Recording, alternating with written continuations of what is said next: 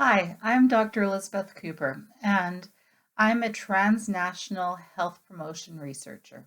So, what that means is that I work with people from around the world to try and understand what we can do and what lessons we can learn from each other so that we can be healthier. So, I've worked in New Zealand, Australia, Kenya, India, across Canada, in the States, and I work with absolutely amazing people so that we can try to make the world a little bit better.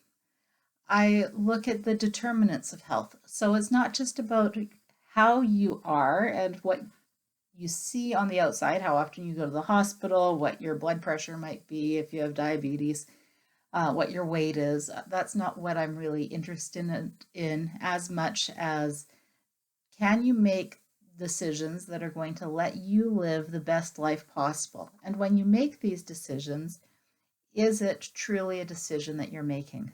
So I work with communities who are often seen as vulnerable. So I work with people who are involved in sex work. I work with people who have been trafficked. I work with people who have been in violent, abusive relationships. I work with people who have cancer, and where I work with people who have HIV. I work with people who are Indigenous or people who have just come to Canada. I work with people who are seniors and who are older. I work with people with disabilities. And I work with all the people who support these different individuals in living the best, healthiest life possible. And that looks like a lot of different things. Sometimes that's interviews, sometimes it's theater programs, sometimes it's dancing, sometimes it's going camping, and sometimes it's sitting and talking, and a lot of the time it's listening.